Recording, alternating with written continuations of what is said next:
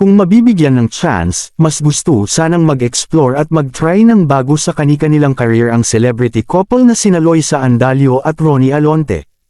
Okay na okay sa magjowa ang mabigyan ng new projects ng ABS-CBN management na hindi sila ang magkasama at mag-partners. Ayon kina Ronnie at Loisa, naniniwala sila na para rin ito sa kanilang career growth sa mundo ng showbiz bilang mga artista na uhaw gumawa ng something new and something fresh. Kaya ang wish nilang ngayong 2024 na ay makagawa ng marami pang proyekto kung saan mas mat sa challenge sila as individual artists.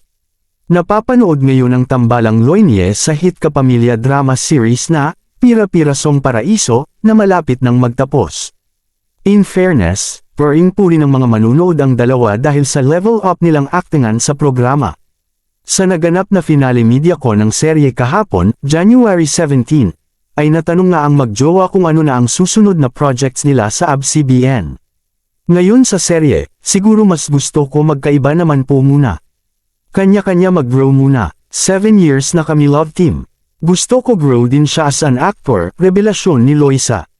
Sumang-ayon si Ronnie sa sinabi ng girlfriend at sana raw ay magtuloy-tuloy ang pagganap niya sa mas challenging at buwis-buhay na mga karakter.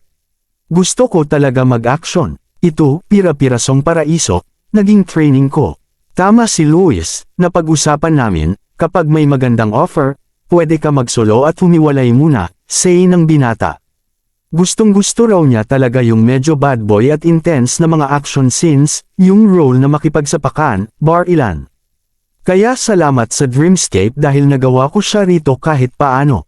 Sa tanong kung sino ang type niyang makasama sakaling magpahinga muna ang love team nila ni Loisa, kahit sino raw ay game siya. Kahit nga raw sa BLO Boys Love Series ay payag siya.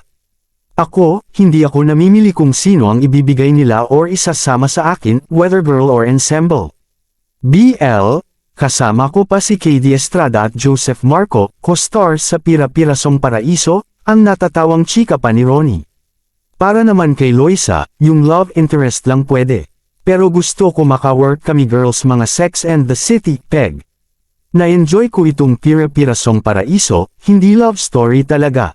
Family siya. Ang mga girls naman na tinutukoy ng dalaga ay ang mga gumaganap na kapatid niya sa Pira-Pirasong Paraiso, na sina Charlie Dizon, Elise Hoson at Alexa Ilacad. Alright, thank you for watching po. Follow for more videos. Salamat!